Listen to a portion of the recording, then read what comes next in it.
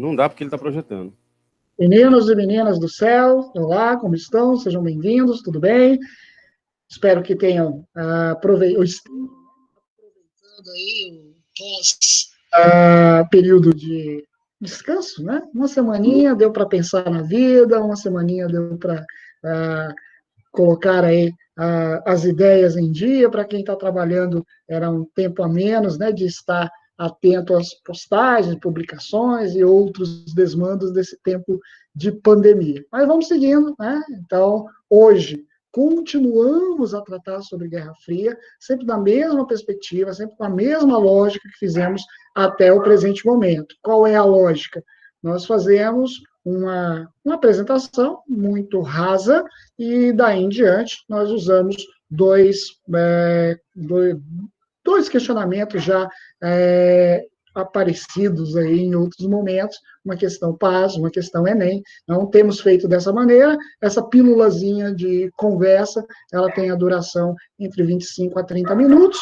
Vamos ver, né, como ela acontece no dia de hoje. Então, né, para quem está aí presente, além do professor Saulo também, Elisa que está sempre conosco, sejam todos bem-vindos, né, qualquer consideração, faça pelo chat, né, e a gente vai conversando aí dentro daquilo que eu souber responder, tá bom? Então, vamos lá, voltando ao assunto Guerra Fria, né, sempre tratando e considerando como um dos temas mais relevantes, um dos temas mais importantes, para que a gente compreenda o cenário, né, do espaço geográfico contemporâneo. Vamos falar de atualidades, né, tratar a temática dessa nova ordem mundial, desse novo instante em que vivemos, né, alguns ali até apontando como uma nova Guerra Fria, né, essa polarização política que nós estamos acompanhando dentro do território brasileiro, que nós estamos acompanhando em outras partes do mundo, com uma crescente aí da extrema-direita, partidos neonazistas, né, imagino que vocês estejam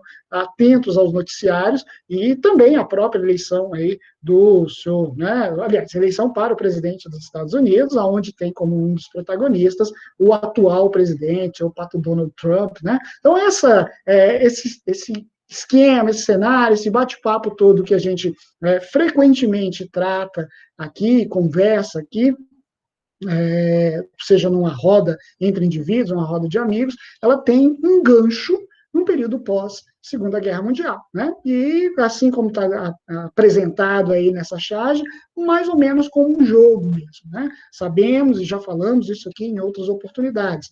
A corrida armamentista fez com que os dois lados, né, de um lado, os Estados Unidos da América capitaneando a perspectiva capitalista, do outro lado, a União das Repúblicas Socialistas Soviéticas, a famosa União Soviética, como grande liderança, né, do espaço socialista mundial, né, mas que tinha outros protagonistas também, a Iugoslávia, um país que já não existe mais, a China, um país que está aí a todo momento na mídia, ou nos artefatos que estão ao nosso redor, né? Então, a China produz tudo que já foi inventado, e aquilo que ainda não é produzido pela China é porque ainda não foi inventado. Só para a gente, né, descontrair um pouquinho. Então, na realidade, lá atrás, o protagonismo estava, né, com a União Soviética aí por trás, mas o que eu ia dizendo, esses dois lugares, esses dois espaços, né, essas duas lideranças ou superpotências mundiais,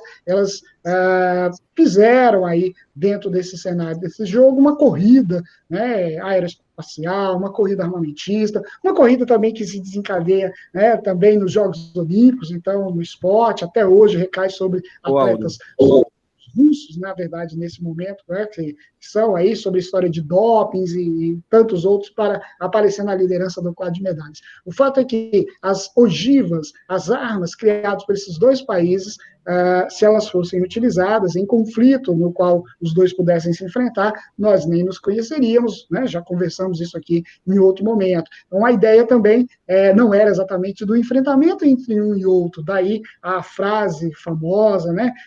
Guerra improvável, paz impossível. Era esse o cenário de Guerra Fria. Diga-se de passagem, também já repetido em outras oportunidades, um período de maior avanço, de maior desenvolvimento, de maior crescimento tecnológico no mundo, né? Então, Isso. se hoje é possível esse contexto aqui de conversa ou aula remota, né, aula à distância, no sentido aqui dentro de um episódio dos Jetsons, que é um desenho que vocês, meninas jovens que estão na sala aí, certamente não conhecem, a não ser pela propaganda de um banco que está, né, reproduzindo aí os personagens, mas, em geral, quando pensamos, né, em tudo que está repleto aí de tecnologia e ampliando os canais de comunicação, parte disso, né, tem a sua origem no período de Guerra Fria. O professor Saulo quer colocar aí Sim, algumas considerações? Fique à eu vontade.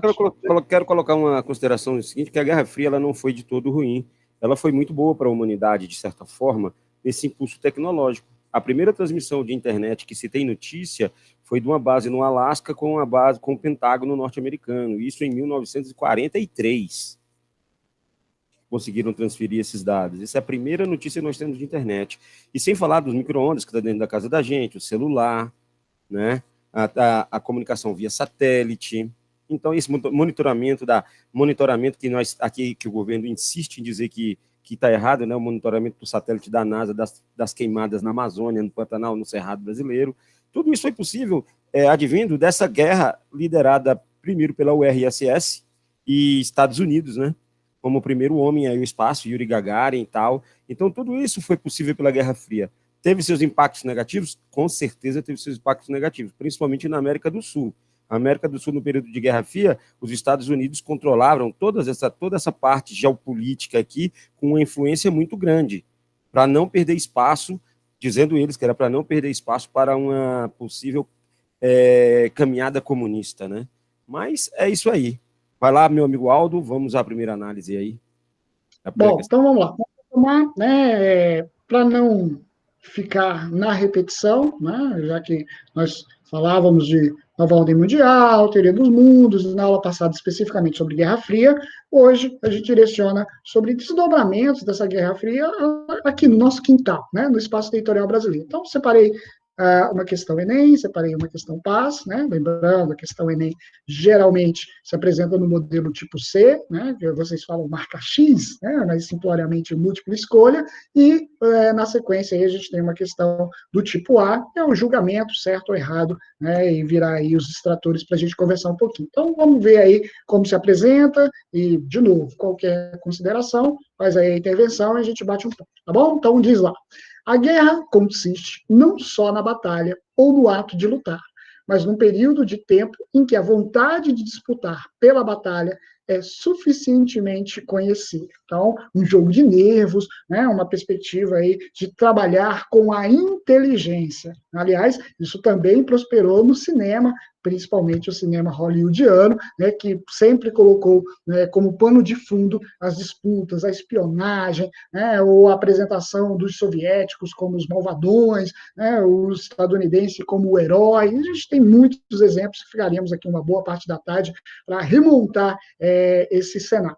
Bem, diz lá, a afirmação de Thomas Hobbes, em 1588, 1679, período de vivência do seu Thomas, se encaixa bem ao período conhecido como Guerra Fria, fenômeno pós-Segunda Guerra Mundial, que durou aí cerca de 45 anos, né? Então algo a partir de 1945 até 1991. Bom, no Brasil, um dos principais efeitos desta conjuntura internacional foi, então, né, aqui no nosso território, aqui no nosso quintal, o que a gente pode identificar como verdade?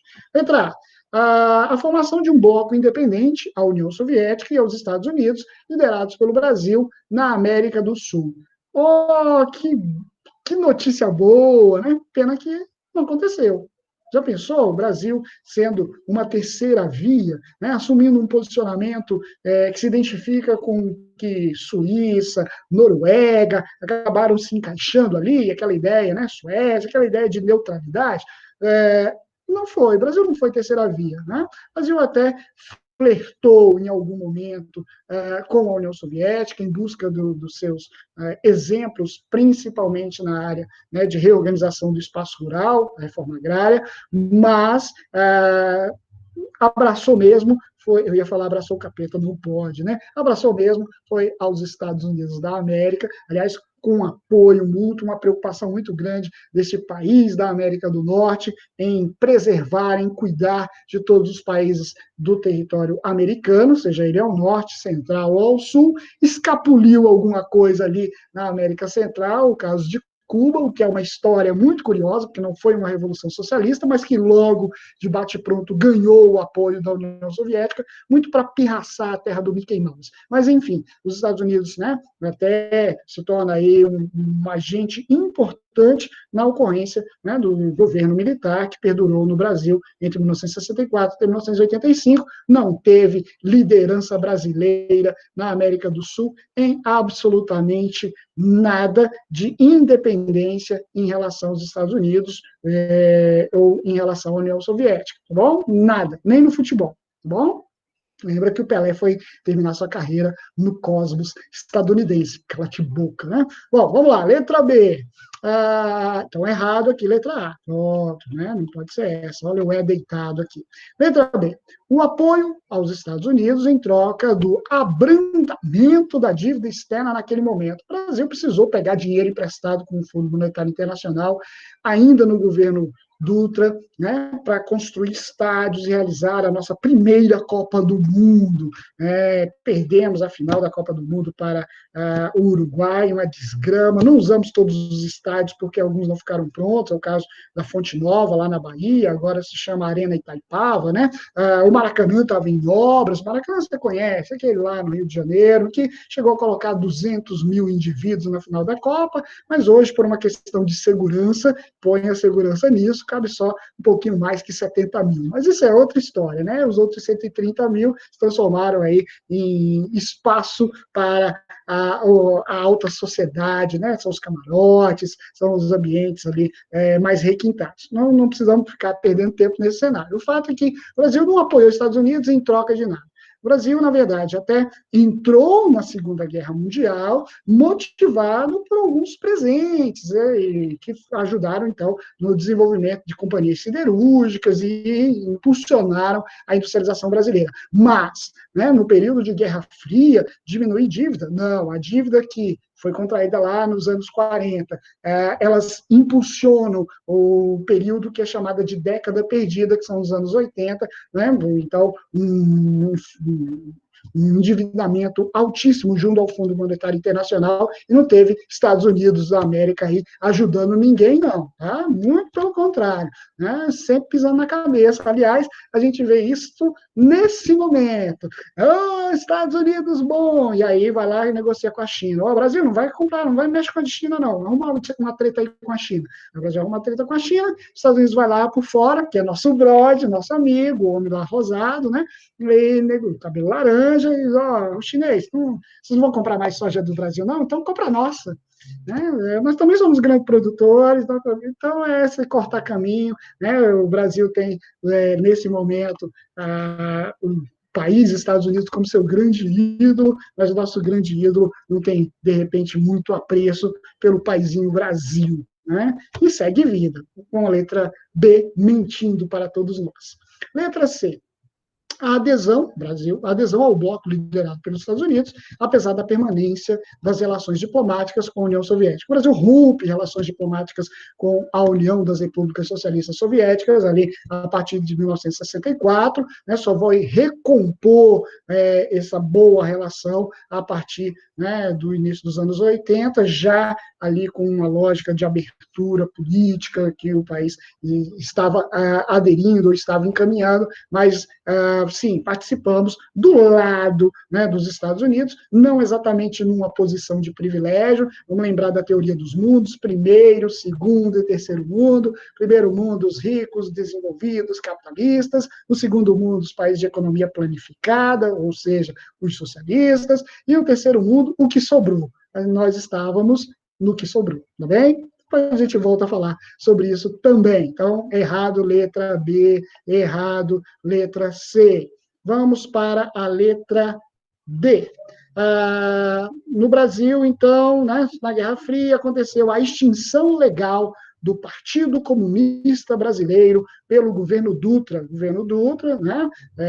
Ele era ministro do Getúlio Vargas na gestão do Getúlio. Getúlio cai em 1945, e aí Dutra assume o poder no Brasil, vai governar entre 1946 até 1951. Eurico Gaspar Dutra, um cara que chama Eurico, como antigo presidente do Vasco, só podia levar aí ao afundamento. Acho que o Saulo vai se identificar com esse comentário, mas eu quero só deixar aqui algum registro. O PCB, Partido Comunista Brasileiro, ele ainda existe, chamado de partidão, né? O PCB, ele se desmembrou em algumas oportunidades. Numa primeira, virou, né, um desmembramento, passou a ser chamado de PCdoB, Partido Comunista do Brasil. Grande liderança, só para citar aí nomes conhecidos, é a Manuela Dávila, que nesse momento foi candidata a vice, né, presidente da República aí, na última eleição. Nesse momento ela é candidata a prefeita de Porto Alegre e lidera as pesquisas, né? Então, o Partido Comunista do Brasil é um desmembramento. Aliás, o governador do Maranhão também é do PCdoB, né? Informação aqui só para a gente contextualizar. Mas o PCB, que existe, também sofreu uma outra alteração, ele foi modificado, ainda nos anos 90, mudou-se a nomenclatura para PPS, eles até usavam o slogan, a esquerda que evolui, né?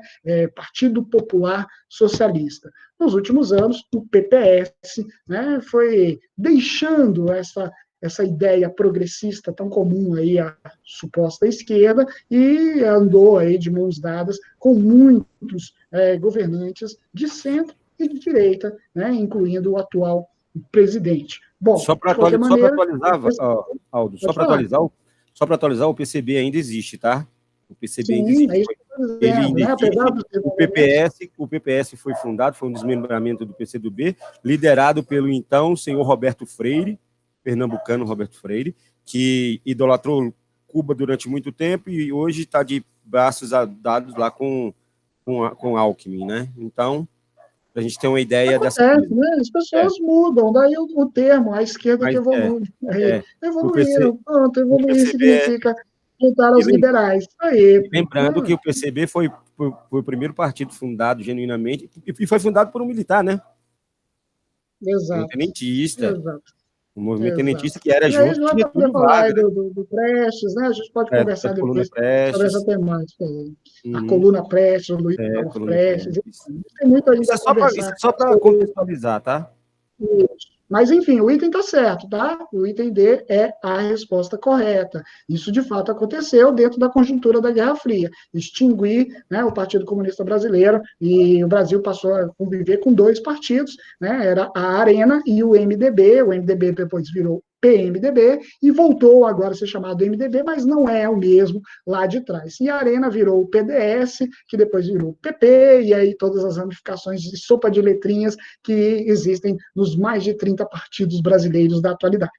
Bom, e por fim, letra E, a adesão ao bloco liderado pela União Soviética, comandado pelo Getúlio, tendo em vista o apoio aos direitos trabalhistas. Poxa vida, Getúlio, coitadinho, né? Coitadinho, cometeu suicídio, perseguido ali pela imprensa, a imprensa não deixava ele trabalhar, esses comunistas inseridos dentro dos governos aí, essa imprensa golpista, e ele não aguentou e cometeu suicídio. Tomara que essa história não se repita no Brasil, por favor, né? Não precisamos mais de tragédias desse tipo, né? De tragédia fica só a queimada mesmo no Pantanal, e a gente já está sofrendo demais com isso, inclusive com o calor. De qualquer maneira, Brodas, a letra E, né, diz também uma inverdade, né? Getúlio não tinha nenhum apreço, nenhuma relação direta aqui com os comunistas. Flertou mais com Hitler do que com Stalin. Mas isso deixa o professor de história contar para vocês em outro instante.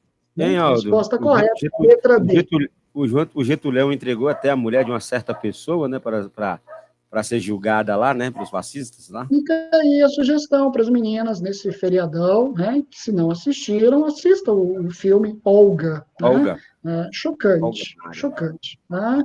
E o que o governo brasileiro fez com uma comunista. Tá bom? Aliás, não é de hoje que os comunistas, né, se transformaram para uma parcela da sociedade brasileira como se fosse o velho do saco, né? Ó, o velho do saco vai te pegar, ó, fica É, o esperto aí, comedor os de comunistas vão te criancinha. pegar.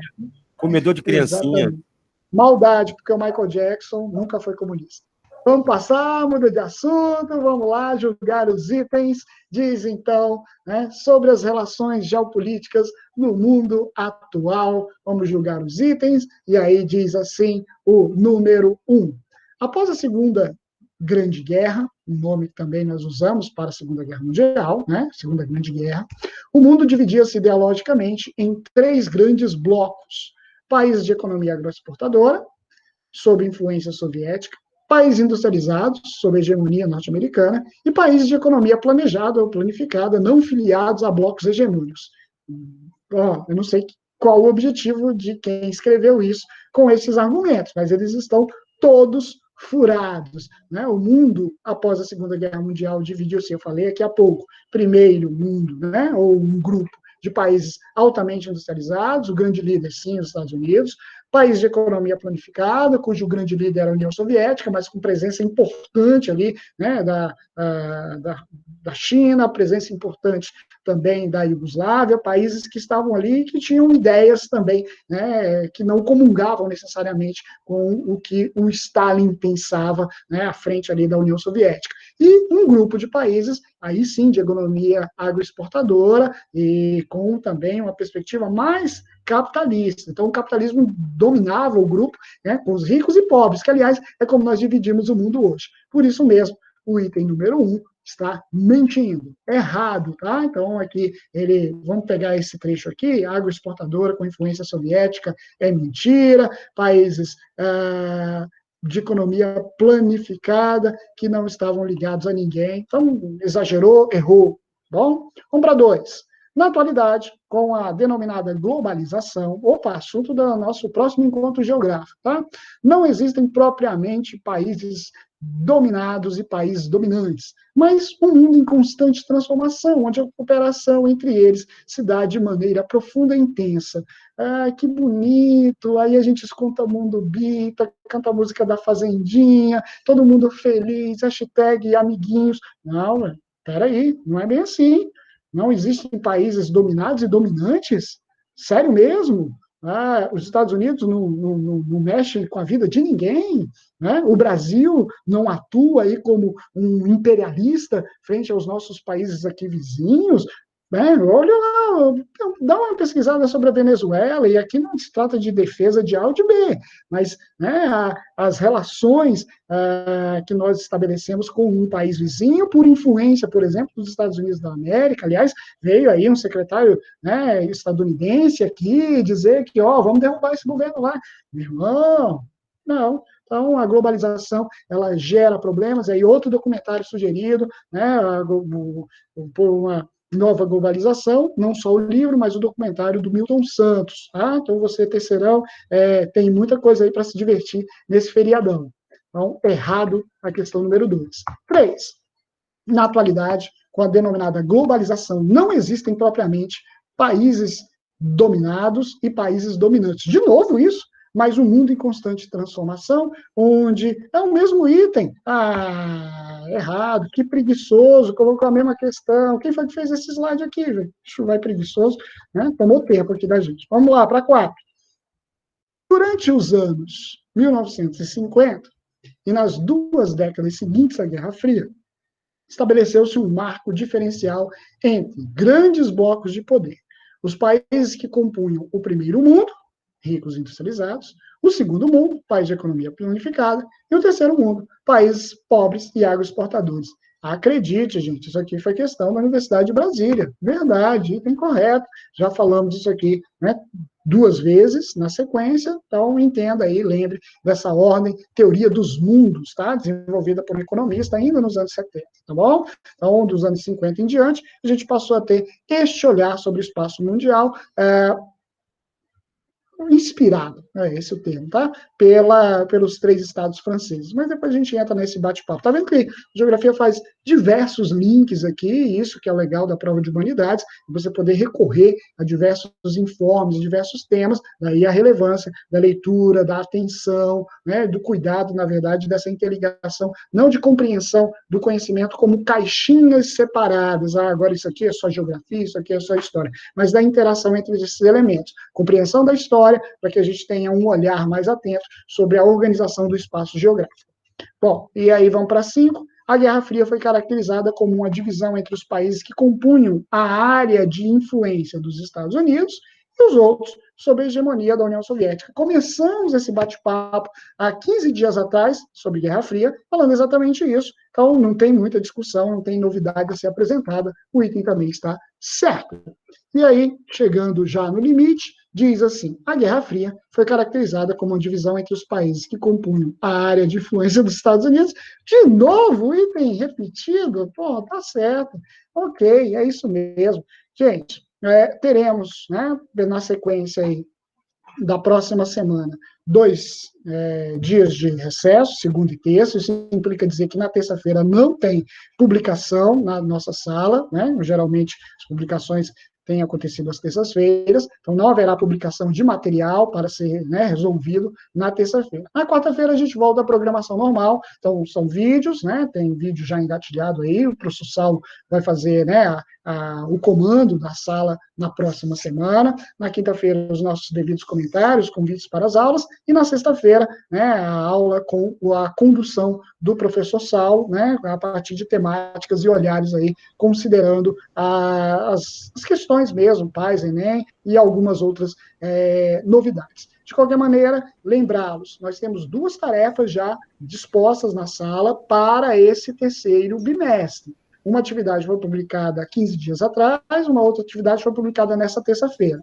É uma atividade que o prazo fechou dia 5, mas ainda é possível responder a atividade, e a outra, né, fecha no próximo dia 20, que é a de geografia. Então, uma atividade de sociologia, uma atividade de geografia. Não fique, na verdade, divulguem isso entre os colegas de vocês, né? Não fique preso às atividades do primeiro e do segundo bimestre. Vamos pensar em frente, fazer essas 2 atividades que estão disponíveis lá na nossa sala. Qualquer dúvida, sempre escreva ou procure escrever no mural, onde a gente acessa mais rápido e consegue responder a vocês com uma velocidade maior, tá certo? E, claro, agradecido aí pela presença, lembrar que este vídeo, né, estará disponível para vocês lá no mural, mas também temos estes e outros vídeos lá no canal, lá na Casa do Áudio. Então, né, se tiver curiosidade, pesquise, se inscreva lá no canal, divulgue entre os outros colegas. O modelo é esse aqui mesmo, de aula, não tem os recursos, né, frufrus aí dos youtubers. A ideia, na verdade, é a gente conversar, debater, discutir e apresentar temas. Então, você tem a opção de colocar em velocidade maior, você tem a opção, na verdade, de procurar os trechos que lhe interessam, assim como também assistir por inteiro, como se estivesse no ambiente da sala de aula. Saulo, você tem aí alguns convites, tem alguns comentários para tratar com as meninas? Então, sim, meu contigo. amigo. Sim, meu amigo. Obrigado aí, meninas. A Elisa, obrigado aí a Raquel, tá? Por estarem presentes aí na nossa sala. Eu quero avisar para vocês que na próxima sexta-feira, nós vamos fazer um bate-papo sobre o PAS, tá? Quem pode, quem não pode, o que não é, que tipo de questão, o que tira todas as dúvidas do PAS, porque nós não voltaremos a falar sobre isso. E, inclusive, eu vou falar também sobre o Enem, formato do Enem, formato do PAS. Vou estar tirando dúvida de vocês aí nesse sentido aí, para a gente não voltar. Como não vai haver publicação nessa terça-feira, eu vou fazer o meeting sobre o PAS, ok? Já tem um videozinho engatilhado aí para quarta-feira, que é do meu amigo o professor Ricardo Rocha.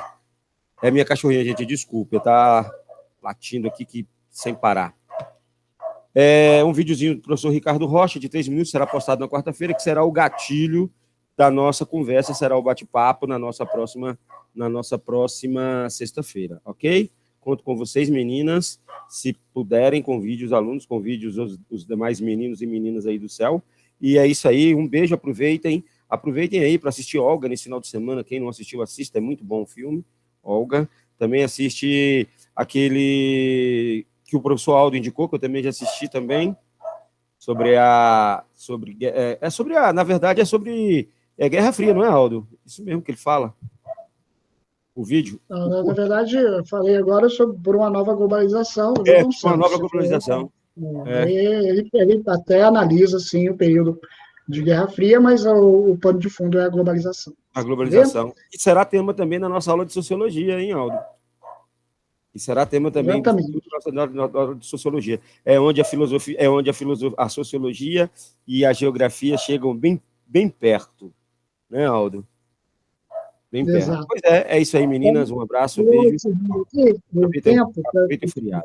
meninas, dúvidas, alguns pontos que vocês queiram, a gente permanece aqui em sala um pouquinho, né, para conversar com vocês, tá certo? De qualquer maneira, reforçando, para a próxima semana, então a condução das atividades de quarta, quinta e sexta fica aí sob a responsabilidade do professor Saulo, né, encerrando sempre a semana com um meet aí, convidem os colegas, né, estejam presentes também, tá bom? Então, obrigado aí pela presença, interrompendo,